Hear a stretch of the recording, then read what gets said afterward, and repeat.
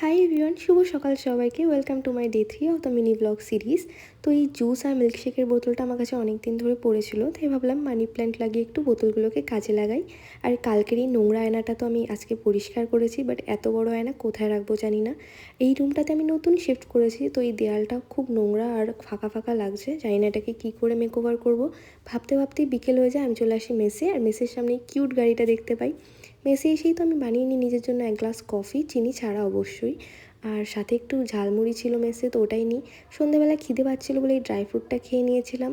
তারপরে ডিনারে মেসে ছিল ডিম আর পনির।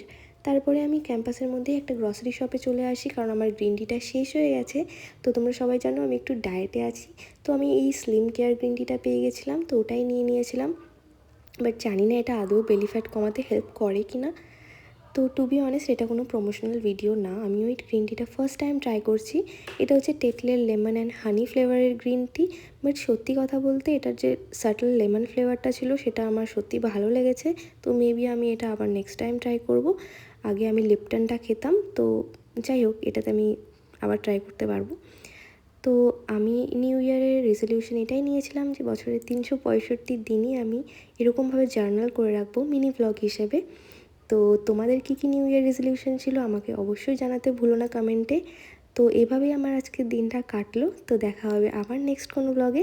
ততক্ষণের জন্য টাটা, টেক কেয়ার।